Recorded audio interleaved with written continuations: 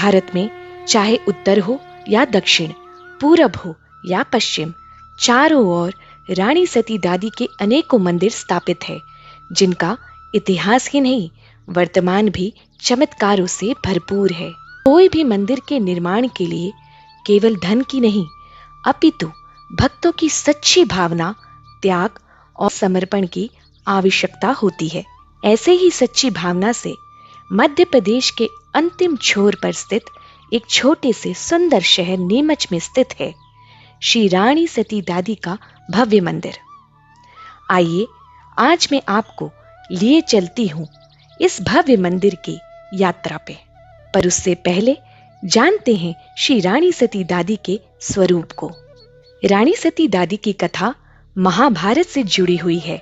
कथा अनुसार महाभारत की विख्यात लड़ाई में कपटी कौरवों द्वारा रचित चक्रव्यूह को भंग करते समय अभिमन्यु वीर गति को प्राप्त हो जाते हैं।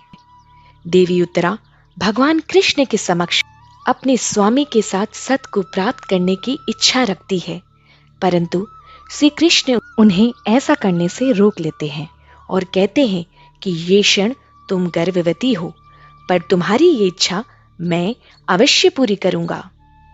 तभी श्री कृष्ण देवी उत्तरा को वरदान देते हैं कि कलयुग में वो नारायणी के नाम से अवतरित होगी और वीर अभिमन्यु श्री तंदनदास जी के रूप में अवतरित होंगे और आगे चलकर श्री तंदनदास जी वीर गति को प्राप्त होंगे और तभी नारायणी पूरे विश्व में रानी सती के नाम से पूजी जाएगी। पर क्या आप जानते हैं कि सती होने का अर्थ क्या है? क्योंकि पूरे भारतवर्ष में सती शब्द का बहुत ही गलत अभिप्राय निकाला गया है।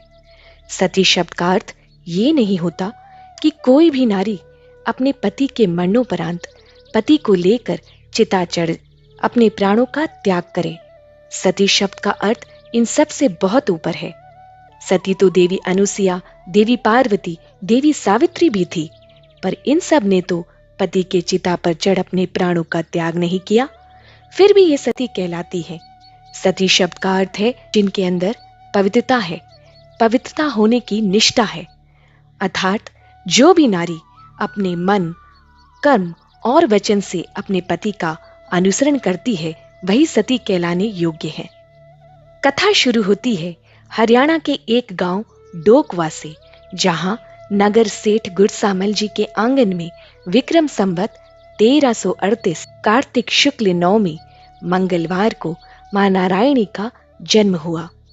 वहीं दूसरी ओर दीवान जालीराम जी के यहाँ नगर हिसार में अभिमन्यु ने तंदनदास जी के रूप में जन्म लिया। संवत 1351 में दोनों का विवाह सुनिश्चित होता है और वे परिणय सूत्र में बंध जाते हैं।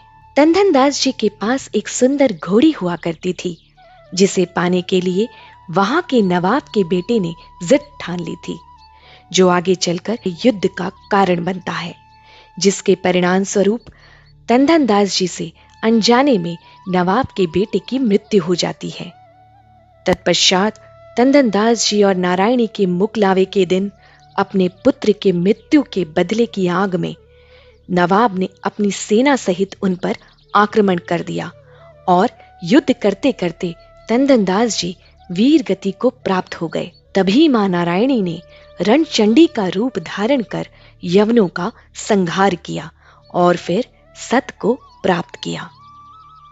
कुछ पल बाद ही माई ने सेवक राणा को आदेश दिया कि तंदनदास जी की घोड़ी पर उस ठंडी चिताप से पनपी भस्म ले जाए और घोड़ी स्वयं जहां भी रुके वहीं पर उनका मंदिर बन जाए। और इस प्रकार राजस्थान की धरा पर झुंझुनू धाम बना और भगवान कृष्ण द्वारा दिए गए उस वरदान अनुसार सेवक राणा के नाम से आज पूरे विश्व में झुंझुनू की रानी सती के नाम से पूजे जाने लगी। आज का सत्य ये है कि भारत के कोने कोने में दादी नाम के धाम बन रहे हैं।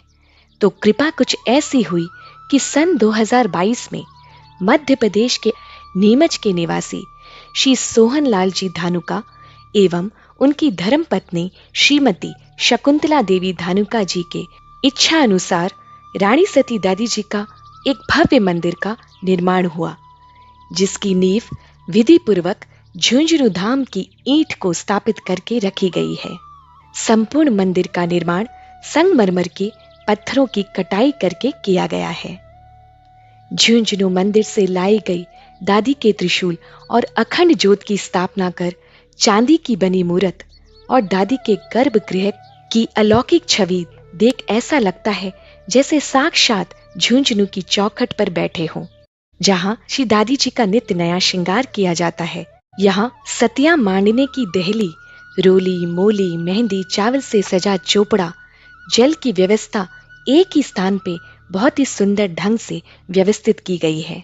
और ध्यान देने वाली बात ये भी है कि मंदिर में रानी सती दादी के साथ अन्य हिंदू देवी देवता जैसे कि श्री शाकंभरी माता, श्री काली माता, श्री लक्ष्मी नारायण भगवान, राधा कृष्ण, सिया राम, हनुमान दरबार, बाबा श्याम और देवादिदेव महादेव पूरे शिव परिवार के साथ विराजमान हैं। इन सब की मूर्त जयपुर से लाई गई है, जिनके दर्शन कर मन को एक अद्वितीय शांति और आनंद की अनुभूति होती है। पौराणिक मान्यताओं के अनुसार कहा जाता है कि किसी भी मंदिर की ध्वजा उसकी शक्ति, उसके यश की निशानी होती है और भक्तों को एकाग्र करती है। इस मंदिर की सबसे विशेष बात यह है कि मंदिर के शिखर तक सुरक्षित रूप से एक मजबूत सीढ़ी बनी हुई है, जिसके द्वारा सिर्फ पुरुष ही नहीं बल्कि महिलाएं भी अपनी इच्छा पूर्ति पश्चात जाकर स्वयं ध्वजा लहरा सकती हैं, जो ये दर्शाती है कि पुरुषों के साथ साथ महिलाओं की भी यहाँ पे सहभागिता है। मंदिर के पास पितरेश्वर जी का भी बहुत ही सुंदर धाम बनाया गया है। मंदिर की बाहरी परिक्रमा पर 54 सुंदर और आकर्षित मूर्तियां स्थापित है, जिसमें 11 नित्य पूजनीय मूर्तियां, 10 दिक्पाल, भगवान विष्णु के 24 अवतारों की मूर्तियां और नवग्रह देवताओं की स्थापना है। इसके अलावा भगवान ने किस लिए 24 अवतार लिए और क्या क्या लीलाएं रची, इन सब का उल्लेख दीवारों में बनाई गई शिलालेख में देखने को मिलता है। मंदिर में प्रतिदिन प्रातः 6:15 बजे मंगला आरती, प्रातः 8 बजे श्रृंगार आरती और सायं 7 बजे भव्य संध्या आरती और रात्रि 9:50 पर शयन आरती की जाती है। आरती में सैकड़ों भक्त दर्शन के लिए आते हैं और उस समय के वातावरण में एक अद्भुत आध्यात्मिक ऊर्जा का संचार होता है, जो हर श्रद्धालु के मन को शांति और भक्ति से भर देता है। इस भव्य संध्या आरती का लाइव प्रसारण फेसबुक पर भी किया जाता है। मंदिर की सुंदर रात्रि विद्युत सज्जा इस मंदिर के आकर्षण का केंद्र है। हफ्ते में 3 दिन और विशिष्ट अवसरों पर 1 घंटे का आकर्षक लाइट शो भी होता है। साथ ही विशिष्ट अवसरों पर जैसे कि भादी मावस, हरियाली तीज, जन्माष्टमी, फागुन के महीने, वार्षिक दिवस पर देश के कोने कोने से प्रसिद्ध कलाकारों द्वारा दादी जी का मंगल पाठ, दादी जी के कीर्तन का आयोजन मुख्य रूप से किया जाता है। अगर आप सभी रानी सती दादी नीमच धाम पहुंचकर दर्शन करना चाहते हैं तो अपनी यात्रा का शुभारंभ कीजिए। आप बस, कार, ट्रेन, हवाई यात्रा द्वारा आसानी से नीमच में पहुंच सकते हैं।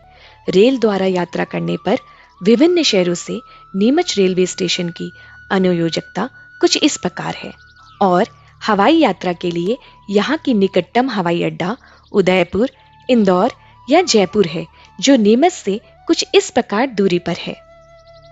और कोई भी दर्शन अभिलाषी जो शारीरिक या आर्थिक रूप से असमर्थ हैं, उनकी रहने और खाने की व्यवस्था श्री रानी सती दादी मंदिर ट्रस्ट बगाना नीमच द्वारा निःशुल्क सुनिश्चित की जाएगी। कहा जाता है कि करने वाली भी दादी और कराने वाली भी दादी है, पर प्रयास नामक शब्द अपने आप में बहुत महत्वपूर्ण है। इसीलिए श्री सोहन लाल जी की प्रेरणा और धानुका परिवार का ये प्रयास और योगदान हमेशा सफल रहेगा और समाज में धार्मिकता के साथ दादी के प्रति समर्पण और सेवा भाव को वर्तमान और आने वाले पीढ़ी को भी हमेशा प्रेरित करेगा। मंदिर से जुड़ी कोई भी जानकारी के लिए आप दिए गए नंबर पे संपर्क कर सकते हैं। संपर्क सूत्र है कैलाश जी धानु का, नंबर है 9425923131 और सुनील जी धानु का नंबर है 9425106770। तो आइए इसी प्रार्थना के साथ इस मंदिर की कीर्ति, इसका यश पूरे भारत में ही नहीं बल्कि पूरे विश्व में बढ़े। एक बार प्रेम से सभी मिलकर कहें, जय दादी की।